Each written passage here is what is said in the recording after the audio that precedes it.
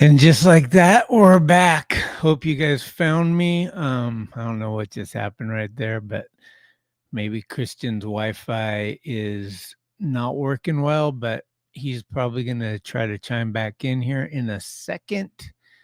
But if that doesn't work, we can just discuss this series. Thanks, D-Bogs. Thanks for finding us. Yeah, man. So where was I? This whole thing, it's just been a bummer, right? Chris Koss had a horrible game, and then the last couple of games he's been doing pretty good. Um, a little redemption.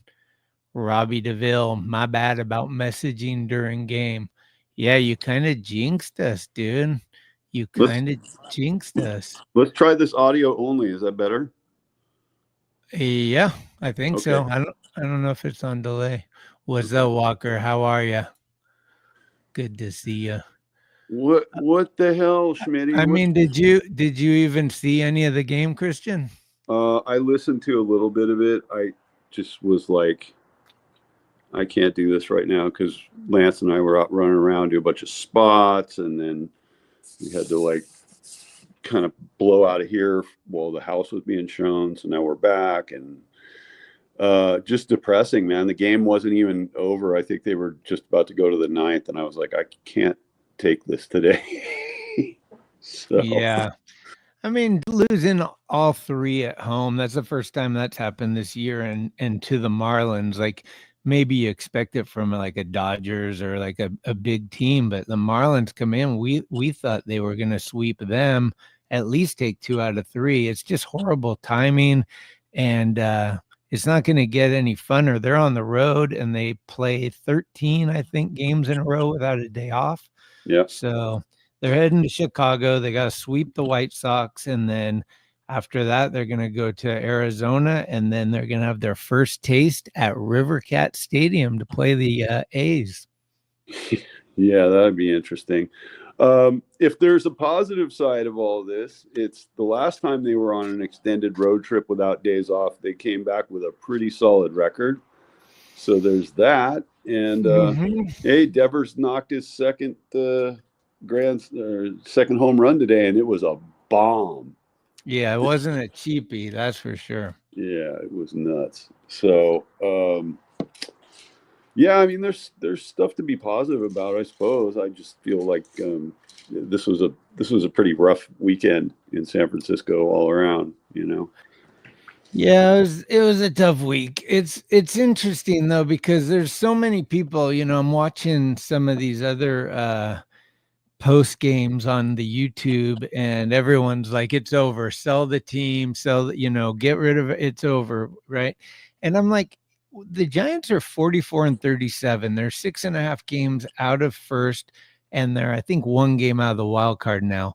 But they're 7 games over 500. So let's just say, for shits and giggles, that they sweep the White Sox like they really need to and should. Like Right. they really should.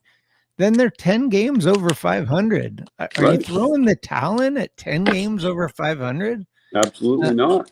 Yeah, it's not even the All-Star break. So I just think these guys that want to dive on the life is over thing, I can't imagine what they're like in other facets of their life. It's just like the optimism is so low. How do they even get out of bed every day? Yeah, it's not me. And the other thing that is even more that people should keep in mind is that, look, like the expectations for this season were far below where they are sitting right now. Did you think we're going to have RafaelDevers on our team ever?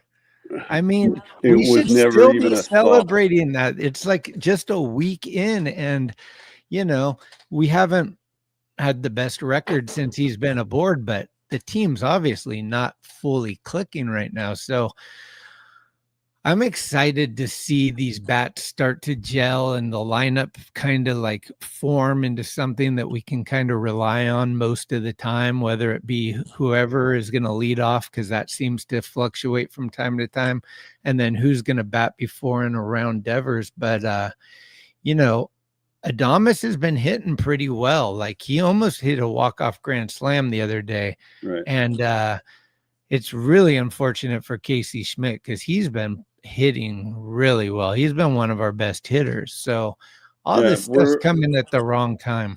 Were there any updates on his prognosis today, or did they not say anything? I didn't hear anything. Yeah, so the x-rays came back negative and Right. he's just with the team, but we'll see if they're going to put him on the 10-day IL. Like I think they're basically going to wait till tomorrow, it sounded like, to see how he wakes up and feels. If he can't hold a bat or whatever, he's probably going to have to do a little IL time. But the replacements at this point, I mean, Christian Costa's already up here. Wisely's already up here. So who else is, I mean, are we going to have to see the Meckler show? I don't want to see that. No. And I don't think that they're going to ask Devers to play third this soon out of the gate. I mean, obviously Chapman will be back at some point. Costa's been respectable since he's been jammed back into the lineup. He had a couple hits today. I mean, I agree. I think that it's serviceable as is, but really Casey Schmidt needs to come back as soon as possible because that's the biggest replacement for Chapman currently with his arm and everything. And then he can move over to second and fill in where Fitzgerald is now gone. Right. And they're not, I don't want to see them panic and start doing weird things like, oh, Devers, you're going to play third because we need a third baseman. Like that's what Boston did to him. I don't think that would be a good look here. Right. I don't see that happening. I mean, eventually if they run out of options, it might have to happen, but hopefully they don't run out of options. And I do think that Chapman's going to be back in like 2 weeks, hopefully. I mean, 2 to 3 at the most is what I'm hoping. Yeah. So we just got to hang in there and get through. I mean, luckily, you can't discredit anyone in the big leagues, but if you're going to play anyone right now, it would be the Rockies and the White Sox. And we got one of those two teams for 3 games. So that should help, cleanse the palate a little bit, right? Totally. And I feel like, look, these injuries and these things that have been going on, getting these out of the way before the All-Star break and kind of, riding it out and gritting your teeth to get through it, you come out on the other side better, you can have a really good stretch run. And like I said, I think people that are just completely losing it and saying, sell the team and dump everybody and bring up Eldridge, like they're not taking into account that this year wasn't even supposed to be this good. And that's like, you gotta appreciate what they've done with the few moves that they actually made, right? I mean, obviously the Devers move is gigantic, but bringing in Adames on that contract and extending Chapman, I mean, they didn't really do much else, right? And then they ended up moving guys out rather than they moved out more guys than they brought in.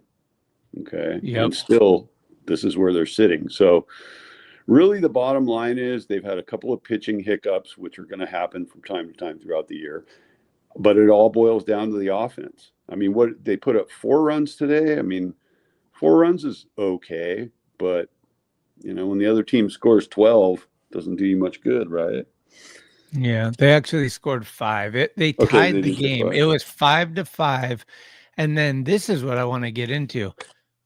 Birdsong comes back out and he just screws the pooch. And this has been 2 games in a row where Birdsong really didn't look like the Birdsong that we were used to. And I don't know what's going on. And I don't know if he's kind of like getting to a second stage of the year, which it's kind of like going through the rotation. The first time you go through, you're good. Second time, third time, you're not good. I don't know if he's getting too many innings in or what, but the last 2 starts, he has definitely not looked like the same Birdsong.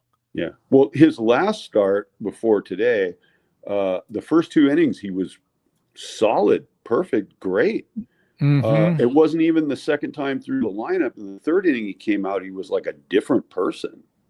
And that is just kind of the most disturbing part. Like, how do you not sustain the performance you're putting out in the first 2 innings across 4 innings or 5 innings or 6 innings, right? I mean, we know by the time you get to the third time through the lineup and everybody's seen you a bunch, that's when it starts to get a little bit dicey. But to not even make it through the first 9 before you start imploding, I mean, who knows? I don't think it's a fatigue issue. I really I don't know hope what it not. is. Yeah. No, I mean, because he's throwing hard, and it's not like you see a steady decline in the velocity. It's just all of a sudden his control goes out the window. I mean, I think that's the biggest thing that I've seen. And I didn't watch the game today, so I don't know how he did to start. I mean, he coughed up a 4 spot at some point, but I don't know what inning that was. I mean, did they score Well, right away? yeah, what happened was the first inning, he got the first 2 guys out, and the third guy that came up, he beamed. Okay, So we don't know if it was intentional or not, but they were talking about it a lot. because of what So, happened yesterday. Yeah, okay. and all week, like, Casey's hurt, Elliott's been getting beamed. So whether it was retaliation or not, we don't know. But after that, the wheels fell off and he walked the guy, and then there was 2 guys on, and then Stowers came up and hit a 3-run homer, 3-0. So we're down 3-0. Then they came up 5-0, and then we came back tied at 5-5. And the very next inning, they scored 3 runs and never looked back. It was like 8-5 after the 5th inning, and they pulled Birdsong. They brought in guys. I think Jelly got booed. He gave up a bunch of stuff. Something that's interesting to me right now that I've been noticing is because I've been following the River Cats, and Carson Seymour was scheduled to start tonight, and they pulled him last minute and started Kaiwei Tang. So I don't know if Seymour's headed to the Giants roster, maybe to replace Jelly, maybe to be another starter. We don't know, but that's interesting. I haven't seen anything come up as far as information on that yet, but when you see a starter get removed in AAA, you kind of think, they're probably getting on a flight, right? He's probably getting the call up. Yeah, Yeah. that would be my suspicion on that. And look, Jelly just in typical fashion just flushed it today, right? It's just that cannot happen, right? It cannot, especially against a team of Marlins caliber, which is like they're not a good team, and they're looking like the Yankees, and the Giants are looking like the White Sox in this series. I mean, it really was bad. Yeah. And it's kind of like we say this over and over, but these guys face decent pitching and make those pitchers look like they're Cy Youngs. Like it's like time after time where you're like, oh, like they're facing Savali tomorrow, and everyone's talking about how Savali gives up runs, this and that. And I'm like, dude, don't jump the gun. This is the Giants offense. He might shut us out at this point. Who knows? Right. But I am hoping that the White Sox is a good kind of reset button for us. We can go in, build a little confidence, because we got to go right to Arizona for 4 after that. And that's going to be a big series, I think. Yeah, for sure. For sure. So, well, hopefully maybe this road trip will flush out some of the bad taste in their mouth over the past so many days. And I think that, obviously Devers coming in was a huge deal, and everybody can be super amped up about that and happy that he's there. But like, that's kind of a tumultuous thing to happen in your clubhouse and all that. I mean, the guy seems super cool, but it's like some guys might be fanning out on him and kind of like nervous about like, well, I don't want to look like some, AAA level guy next to him. And, maybe guys are going to start pressing even more. So maybe they got that out of their system the last couple of days. Devers is going to be Devers. Nobody has to really worry about it. It's like he's got 2 home runs already. He's going to start hitting consistently, no doubt. Adames is going to start to come along, it seems like. And it's just getting a few of the injuries taken care of and getting this pitching stuff sorted out. I have a feeling that Jung-Hoo Lee is going to kind of surge back at some point too. I don't think he can continue the way he's been going. So Ramos has been solid. They're getting, I really like having Dom Smith. I think it's good all around. It's hard to keep that in focus when you dump 3 in a row to one of the worst teams in the league. So yeah, fair enough. Well, I think that I just read this. Gabe Kapler probably treating himself to a fancy burger tonight, Walker L. But I was gonna say, coming to your point, there's nothing better when a new player comes to a team. There's nothing better than going on the road and just building that camaraderie. Like, you're forced to be in the plane, in the hotel. Right. You're spending a lot of quality time where there's no distractions. So I think after this 10 games in a row, these guys are going to all know Devers really well, and Devers are going to know them real well. And I think that you'll see as that happens, the team chemistry and the productivity will start really meshing. And because these guys go to bat for one another, like when somebody fucks up, the other guy wants to pick him up, and those kind of things are going to start happening. Like, man, I'm just excited to have Devers on the team. The guy hits blast. That was there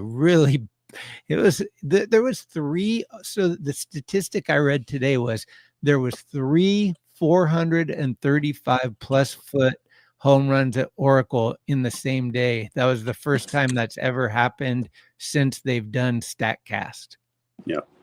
So day games, obviously the ball's traveling. We see this each and every time. Like, maybe they need to schedule more day games, because it's definitely a more offensive friendly stadium when it's not cold at night and windy and all that stuff. But it does become better for both teams simultaneously. So, but do you think it's just a better watch for the fan? Like, if it's 7-6, isn't that better than 2-1? I mean, I love good pitching and stuff, but I think people in general want to see the runs, and so that might draw more fans if there's like more offensive productivity. Yeah, I'm definitely with you. I love like a 6-5 or even a 5-4 game where the deciding runs are scored late in the game and there's like some heroics right towards the end. I mean, those are the games that I love, a little back and forth, a little tug of war. I mean, those games are fun, And sure. Look, I think I like night games and day games equally at Oracle, just because it's the best ballpark in the league, and every seat in the house is great, and it's just, the atmosphere doesn't depend on the weather. The fan base is the fan base. The people are there. They're raucous. They're riled up, And I'm hoping that when they get back from this road trip, that same energy that's kind of been stirred up by Devers coming in this past week is going to stick. And so when the team gets back into town, the fans are going to come out and they're going to back them just like they have been, right? That definitely will help them get onto more of a winning track than they've been on for the last so many days. Well, the good homie out there in, where you at, New Jersey, Robert Rothberg, he comes in with the strong take and says, Matt Chapman will be the savior. Do not be too worried. The Giants will find ways to win. Sure. You gotta love that guy's optimism. Yeah. Well, you texted me and you said like they really need Chapman back. Like it's so obvious. He's out. And I mean, even though he's a streaky hitter, he seems to be really productive in critical game situations where somebody's got to get it done. He may not be quite as clutch as Wilmer from time to time, but definitely he can put a team into a winning position in a game very easily. And so they need him back big time. Yeah, I mean, and also it buffs up the lineup, right? Like if Chapman's in there, then Schmidt can go to second base, and then we don't have Wisely or Koss. Those guys are on the bench, and then you just have more pieces to work with. Right now, they're kind of scrapping it together and just trying to get through this injury. And I do think when Chapman comes back, you're going to see a whole different team as far as the offense and the productivity. The thing that worries me, though, is I am seeing the pitching not as elite as it was in the earlier part of the year. Like, I'm not so confident that our starting rotation is doing, and then even the bullpen, like some of these guys come in and you're like, Duvall the other night, Walker's been shaky, even Randy's been getting hit a bunch. And so it's just like, I think these guys are good, but I think they may have lost their focus or something, and they just need to get back on track and go back to what they were doing and being when they were being successful.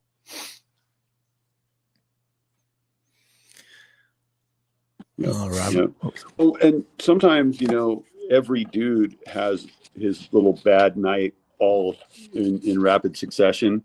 And when you see that, a lot of people are tempted to be like, oh, it's all falling apart, because like 3 nights in a row, you have a bullpen hiccup or whatever it is. Like, people tend to look at the entire season in that microcosm of, 3, 4, 5 games, which is not the case with these guys.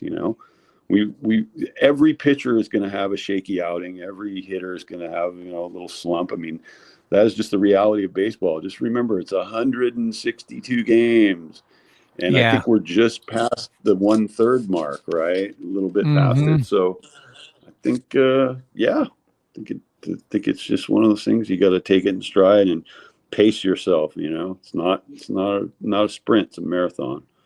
Yeah, I like that thing you sent me. It was like 162. You need patience. I mean, that's what we've been saying all year long. You probably didn't see it, but Wilmer got heated today. Did he? He got a third call strike, and I don't know exactly what happened. I kind of think he was arguing with the ref, but I think the pitcher took it like he was being insulted. So they started barking at each other, and the benches, people came out onto the field. Like, I thought it was going to be a tussle. So, I mean, these guys are definitely frustrated. You can see that. Sure. Yeah. And it tends to, when things are not going well, and then you get those close calls or whatever, that's just the normal function of being competitive, wanting to win. Right. Mm-hmm. Yeah, So. Debug said something was said, so I'm not sure. It was so funny the other day when Wilmer got into it and they were asking him what happened. He's like, I don't know. Go ask him and let me know, because I don't know. It was so funny. Yeah. But I mean, the thing that I heard today too is, dude, the Giants are on pace for 88 wins. That's how many games they won in 2014 when they went to the World Series. So the woe is us, the ship is sinking and all that crap. It's like, dude, we're in such a good place. We're on a bad run right now, but that can change. And let's say we start on a good one, we're already in a better place than it's like we're above 500 and we've got some easy games coming on. Then we've got interleague, interdivision games. And I think those are going to be huge. Like, if we take out Arizona and they fall further behind and we make it a 3-team race, that'll really help benefit us down the stretch. Yeah, where's San Diego sitting right now? I think they're a half. Well, I don't know if they played today, Did they but pass the Giants? They were tied with us going into today. So I'm not sure what. I mean, I think they're playing. Are they playing? They're playing Washington, I believe. So let's see. Might have been a travel day for them today. I don't think so. Yeah, maybe it was. The Dodgers beat the Rockies, and today's Thursday, so I guess it is a travel day. So they're a half a game ahead of us now. Okay, well, no big deal. Yeah, they're 6 games out, and we're 6.5. Yeah, but we have the same amount of wins. So yeah. Well, I'm assuming that that things are going to start to get better, and it's just the injuries right now are just the killer, because let's take Matt Chapman for example. I mean, close games, that guy's a difference maker. a lot of these guys, difference makers, and even in games where there's going to be a lot of runs scored, I mean, that missing that offense production out of third base is big, especially with Schmidt down. So, just Rick Brown says shut down Birdsong until after the All-Star break. Has it already gotten to that, huh? Okay, great, but who's going to pitch? I don't know if, everybody's talking about Wisenhunt, but Wisenhunt got shelled last game in AAA. So I don't think see, this is the same thing that I was talking about earlier in the year when everybody was like, we need Birdsong. It's like everybody wants who's not there. And then when they show up and you realize this guy's not the Messiah and he has his own issues too, you got to just deal with what we got and just try to get the best out of these guys. But you can't just be like, okay, Birdsong's crap, take him out, bring up Seymour. Oh, Seymour sucks, bring up Wisenhunt. It's not, you can't just keep shuffling them through. Then you're just like doing exactly what Farhan did, which most of the fan base hated. So let's not be hypocritical on this shit. Yeah, and the whole function of a successful starting rotation is that guys know they're every fifth day they're throwing, right? And that sometimes in the middle of a season, a guy's mechanics can go wacko. And sometimes it's a quick remedy. It's a quick fix. It's 1 or 2 games and the guy's right back in the saddle. Other times it's like Ryan Walker. You're like, what happened, man? Like you just keep coming out here and just being way too loose. Right. But you can't just start sending guys down, bringing guys up, changing the rotation. Like, I mean, Birdsong is good enough to be a rotation starter. Roop is really good, Verlander has pitched well enough for wins in at least 4 or not 5 of his starts. Okay. And Logan Webb is Logan Webb, and Robbie Ray has been really solid. He's had a couple of starts where he got roughed up a little bit, but he's been really, really good. And so, you're looking at, they'll figure out whatever's going on with Birdsong, and I'm sure it's not something that can't be fixed, And you look at the emergence of Roop, it just keeps seemingly getting a little better every time out. I don't want to start sending guys out of that rotation, not just because the guy had 2 bad starts. Right. It's early in the year. Yeah. And it only takes one good start for everyone to jump back on the bandwagon. You see it every day, right? Well, Robert Rothberg's got a really good question. I like this one. I kind of think I know what you're going to say, but I'll throw it out there anyway. Which players on the Giants would you prefer not being on the roster? Well, Sean Jelly, number 1. Jelly roll. None, and it has nothing to do with anything going on in his personal life. I just don't think that he's of the caliber that the Giants need in that bullpen. I mean, you need guys that are a complement to Doval and Rodriguez and Tyler Rogers. You need guys that maybe they're not at that level, but they're not far behind. I feel like Jelly's far behind. I feel like Bivens, the jury's out for me on Bivens. I don't know if he's the guy they should keep up or the guy that they should send out, And as far as position players, I don't know why Brett Wisely is there other than they've had so many injuries, and due to attrition, he's got to be up there, Well, yeah, Wisely's here because of the injuries. I mean, he actually got a couple of hits today, but like in no world are we thinking that Wisely should be on this roster. It's tough because I'm looking at the 40-man right now, and Tyler Fitzgerald in the perfect world would be up here, but he's struggling, so they put him in sack. Matt Chapman's injured, obviously. Other than that, there's no other infielders on the 40-man that aren't up. So that's a problem. I think, the catching, obviously, we've been talking about this for probably almost the whole season, but the backup catcher with Murphy, I mean, I don't know how many at bats this guy's taken, but he's been on the squad for a long time and we haven't seen much of him. And then we get Logan Porter, then we get Nisner, we got Huff, but these guys are all kind of plug and play and just like, you know, I think, God, if we could get Goodman or somebody like that, you know, the Rockies, they're horrible. So would we be able to get one of their catchers and plug him in? I think that would be a huge help. Is if we, you know, people were talking about trading for Sean Murphy. I think backup catcher we could definitely upgrade Sure. without too much pain, right?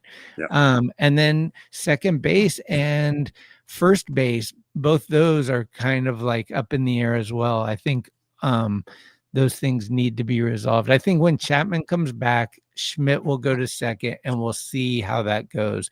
If he continues hitting, he'll probably be our second baseman. But if somehow Fitz finds it all and comes back, you know, like, I don't know. It's a mess right now. Yeah, it is. It is. And like you said, the 40 man just doesn't have option, you know, so we're kind of stuck with what they've got until guys start coming back from the injuries. And I really think I think Dom Smith was a really good acquisition, and I like that he can play first and play first well. And he's got a little pop in his bat, and then you got Wilmer, and they can kind of platoon it a little bit. Wilmer kind of went cold, you know, not ice cold, but just hasn't been the hero lately. And he shouldn't have to be all year long, right? Other guys need to pick it up. 100%. So you know, in a perfect world, to me, it's one of two things. Either Fitzgerald gets right in sack, and when he comes back up, he's on fire, or Casey Schmidt just assumes that role once Chapman is back, and he takes over, because Schmidt's been hitting the tar out of the ball, you know, and it's just the bad luck with that guy is just, he needs to burn some white sage or go see a psychic healer or something. I don't know. So yeah, Cole Dunstan, he says these guys I mean, everybody's frustrated. You can just even read it in the chats with exclamation points and answer my question. Check out what I'm trying to find out. But Cole Dunstan's like, we need DeGrom. Do you guys think we could trade? The Rangers are struggling and we need another veteran presence. I don't think DeGrom is the answer, really. I think he'd be kind of he's been pretty injury prone, hasn't he? He has. He missed a lot of time, and he's still a great pitcher, but he's not the guy that he was, you know, with the Mets. And I mean, look at what happened to Syndergaard. Nobody even remembers who that guy is anymore, because he was just a fireballer in New York, and he was fantastic. And then the injuries just got the best of him, and he ended up, I think last I heard a couple of years ago, he was with the Angels, right? He just got picked up by the White Sox. I think he's in their minor leagues as of right now. It was just like a few days ago I saw that transaction go through. Yeah. I don't know. Rick Brown just posted what I said earlier. The problem with, you know. Go ahead. Oh, so Seymour. Yeah, I see what you're about to read. So Seymour's going, okay, he's up. We'll see what happens. Yeah. And as far as just my last words on DeGrom is, I don't think DeGrom's really available, and certainly probably not available for what the Giants have that they could trade for him. You know, I mean, whatever trade that Buster might be looking at before the deadline, we're going to see a lot of people leave the Giants system. I think the majority of them will be from the AAA level, but yeah, I just feel like I don't think DeGrom is on the block for people to get, and certainly not for what the Giants would be willing to give. Yeah, I mean, D-Shot says he's just another Verlander. I was gonna say something similar to that, but I think Buster's going to make another move. I do think that. I think, you know, outside of the organization, I do think like he either makes a trade or picks up somebody and I don't know if it's a starting pitcher or a bat. And the more we go, the more it seems like we kind of need another pitcher, although we've been, wanting the bat for so long. And I believe that a bat is tougher to get for this team. So if there's a bat available, I would get that, because I feel like you can get pitchers to come to the Giants a lot easier than you can get the bat. And I do think that with Devers here now, that's going to attract people. I think people are going to be like, oh, they have a stud. I don't have to be the only stud, Sure. Yeah, I totally agree with that. And I think that Oh, pitchers can be had. so this is Cole's saying that Robert Jr. might have been traded. He got pulled from the game. So I mean, the trade deadline's in like what, 2 weeks? Is it July 9th, I believe? So stuff's going to start happening. So the airport watchers that are out in Chicago need to be watching to see if he goes to the airport at any point tonight, because he may just be walking across the diamond tomorrow. Right?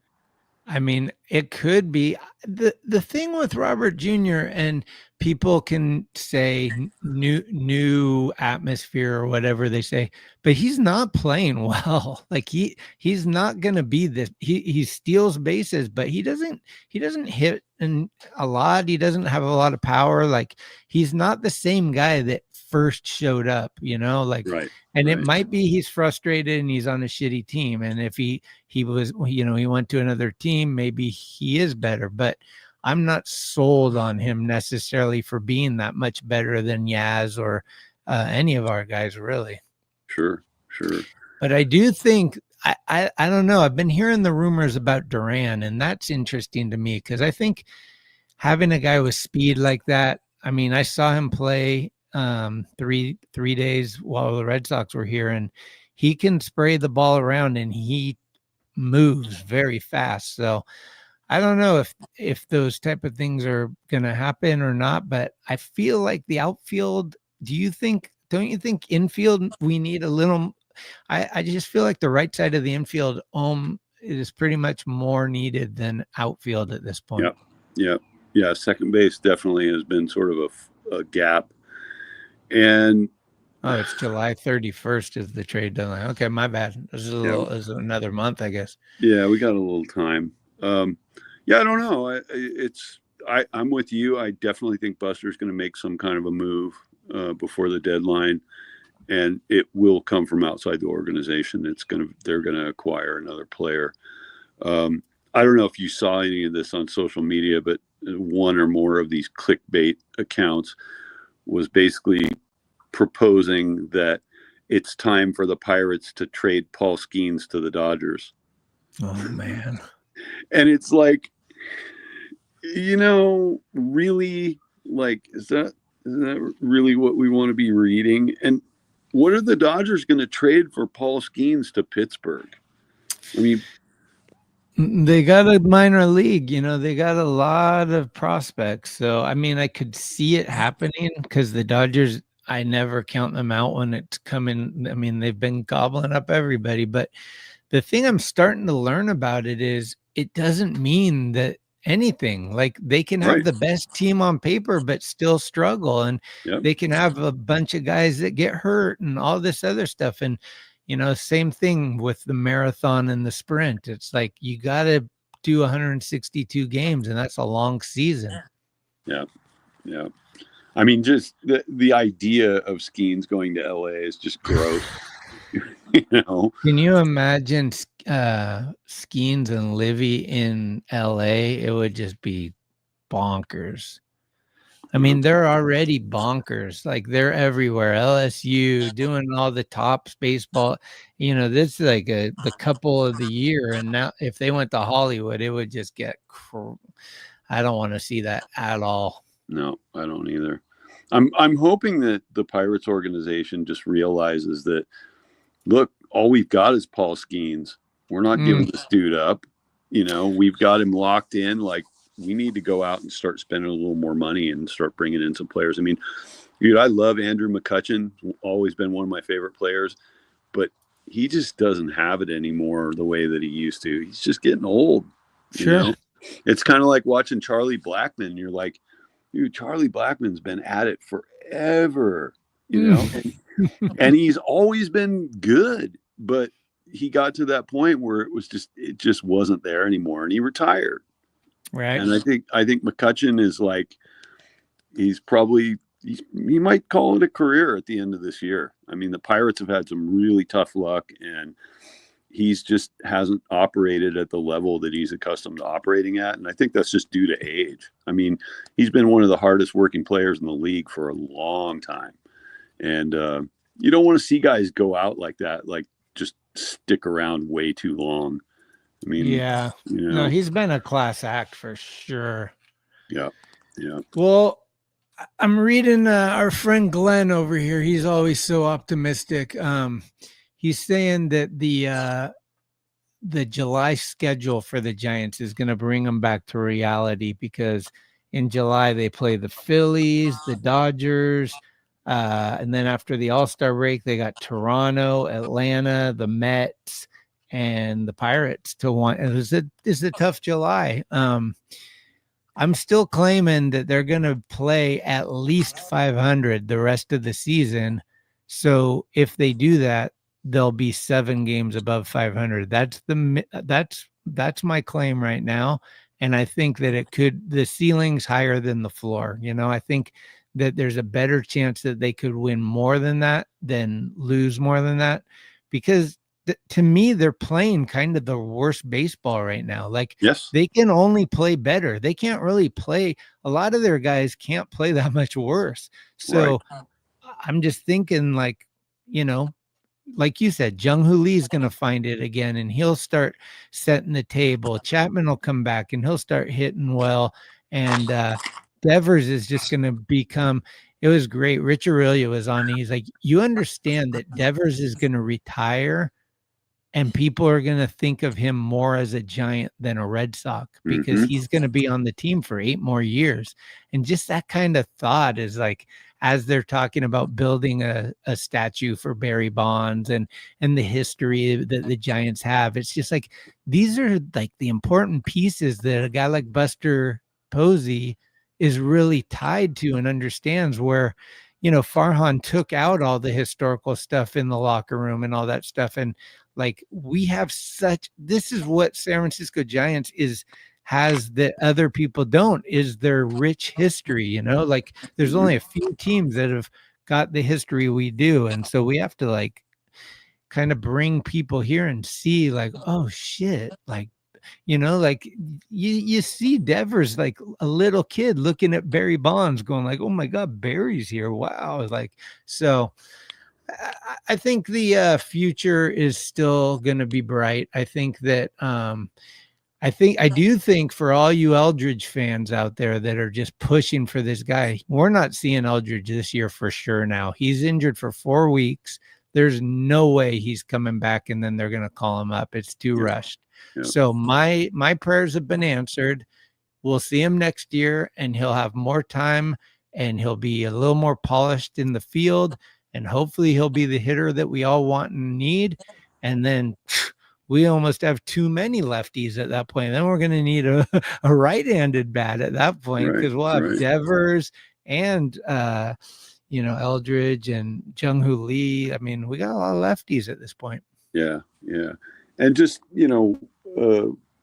one other positive side of all of this is that, look, this is Buster's first season in charge, okay? And you think about what he's done, bringing Adames in and then bringing Devers in. You start thinking about what other players around the league see the kind of commitment that Buster's making to players, especially in the case of Adames and Devers, where it's like they signed Adames to this big, lengthy, expensive contract, and they took on Devers' contract, which is a lengthy and expensive contract, right? So that lets players around the league know that Buster and the Giants organization are now willing to say, you know what, you're that good? Yeah, we're going to pay you that money. We're going to give you those years. We're going to bring you here. And, we're just beginning to build another dynasty. We're just getting started. I mean, this is like, that's all I think about is like, this year is already gravy because they're exceeding my personal expectations, with not only with the record, but with the signings. The Devers thing to me was like mind blowing. I didn't ever conceive of something like that happening, especially in the first year of Buster's tenure. I thought he was going to be on a short leash and they were going to be like, well, okay, like we respect you, but we got to kind of keep the purse strings tight and see how you do. It's like, seems like they're just letting him go for what he wants to bring in because he feels like that's the winning formula. And it's like, it can't get any better than that. I agree. So I'm hyped up. And if everybody wants to go on the other streams and listen to people bitch and moan and complain and, oh my God, the sky is falling and the season's over. It's like, hey, have at it, enjoy. But that's not how I'm looking at it right now. Glenn, our roaming Canadian reporter, just chimed in and said that Luis Robert was pulled because of a hamstring issue. So it's a precautionary move. So probably no trade as of yet for that. And then let's just end it because I did bring up with the Barry Bonds statue. Rick Brown has a good question, which I've been hearing the buzz around everywhere. Where should the Barry Bonds statue go? Where would you want to see the Bonds statue built? Interesting question. Yep. You want to hear my take while you're thinking about it? Yeah. Please tell me. There's a few options, right? You could put him in the same area as Willie Mays, his godfather. That would be a class move where Barry would probably be stoked on that. You could replace the seal in the back where the ferries come and have him right there in the center under the palm trees and change the name of that to like the Bonds Walkway or whatever you want to do. Mm-hmm. Some people have alluded to him kind of like the Statue of Liberty, like a little island in McCovey Cove where he's out there. But I'll tell you what I think. And I don't know that this is what they'll do, but this is what I would push for. I think Barry should be the first statue inside the stadium. I think he could be up on the right field walkway, maybe by the trolley car, or I don't know exactly where, but I think, the only negative about that is you have to go in the game to see him. And so, if you want to go see Willie Mays, the Giants don't even have to be playing and you can go see him. So it makes more sense maybe to have him outside where people can just see him all year round. But I think I was just in Chicago and the White Sox have all these statues in the outfield. I think I showed you guys on the live feed when I was there. Yeah. I just think that's really cool. Like to have added things that you can look at when you're in the ballpark.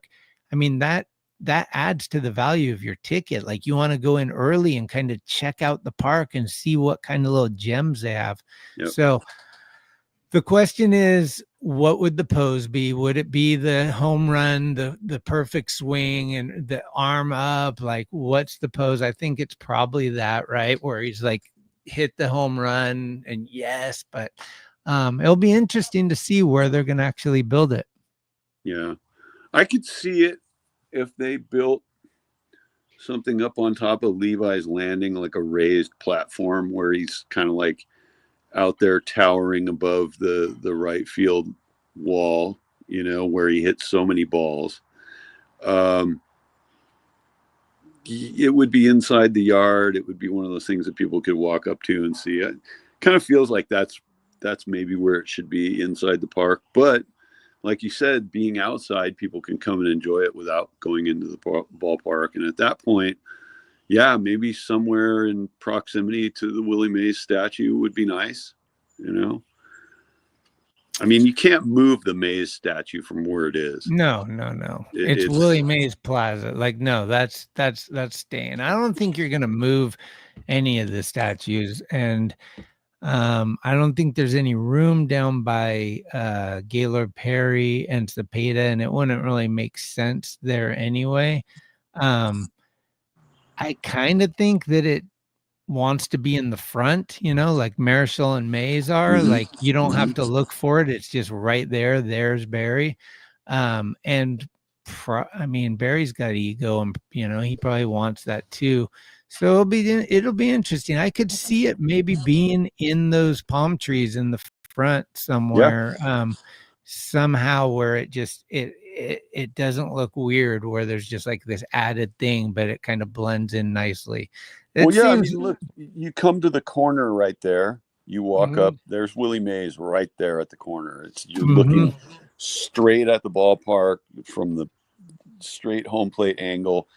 Maybe you walk past Willie and up closer, like you said, the palm trees, and kind of closer to where the gates are. That's where Mm, Barry is, right? I think So so. you get to walk up. You get to walk up to Willie, and you get to walk up to Barry, and then you get to walk to your seat. Seems like it would be Yeah. good.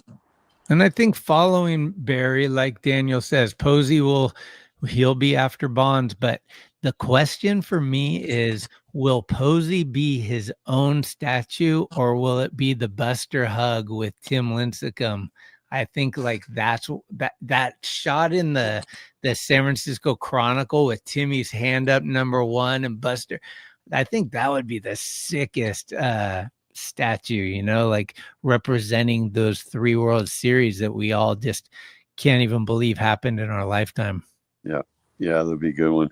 What you probably wouldn't want is Buster grabbing Timmy after one of the 2 no-hitters, where it looks a little bit too much like the Kike Dong statue that they have Ooh. down at Dodger Stadium. It's kind of like a sneak attack from behind. Like, yeah, we don't really need that, If you guys are wondering what the Kike Dong thing is,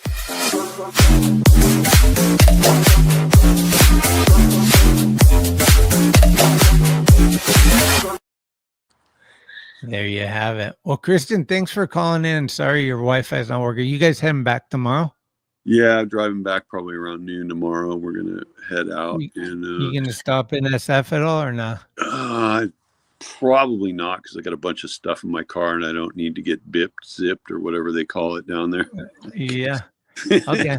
Well, you'll be home by Sunday, though, huh? I will definitely be home by Sunday, and I'm gonna go see the knee surgeon on Monday and find out what they can fix. So, going in for the consultation on what they're gonna do. And we went to Trujillo's DIY today. That thing is, yeah. How'd you like it, dude? It's good. They're really doing some good stuff there. So yeah, got a little clip of Lance there, and we drove around to some of the other spots. Went over to the paid tribute to the old Rosa Park, and yeah. So it's kind of bittersweet. This is the last time I'm going to be at this house, and oh, really? I think the realtor they brought somebody through today to look at it. My mom's already moved, and so this is kind of it. I'm going to wake up in the morning, jump in the hot tub, kind of say goodbye to the wildlife, and go back to this shithole where I live. Well, cool, man. Hopefully next time we're on, we'll have a 3-game winning streak, and I'll be able to take the bag off my broom here. Yeah. I don't know if you got to see the broom. It went into shelter today it's like a tribute to the New Orleans Saints fans. I can see it back there. It looks a little bit like the Unknown comic. Yeah. So I think I'm just going to leave it back there, and whenever we get a sweep, I'll pull the thing off. Maybe that's what we'll do. Sounds good to me. And hey, everybody out there, keep the faith. Do not despair this little bad stretch. It's not black and orange till we die, baby. You can't jump the fence. Come on. That's right. Well, right on, Schmitty. We'll catch up Sunday. Yeah, tell Lance I said hi and safe drive back. Is the truck running well enough to make it? No problem, huh? Oh yeah, no, I got it all. It's all fresh and full of gas, and he's ready to rock. So it all worked out nicely. My dad's truck gets to be with somebody I know, and until the end of its existence, whenever that is. But dude, Toyota with 120,000 miles, it's not even halfway through its life yet. So that's cool. Cool, man. Psyched. Well, couldn't go to a better dude. So yep. Absolutely. Hell yeah. All right. Well, we'll talk soon. And to all you guys out there, thanks for joining. Like I said, 3-game winning streak starts tomorrow. Let's go Giants. Landon Roop's on the mound, and we're going to start hitting the ball because we're out in hitter-friendly parks. So until next time, Val Ramos is not worried.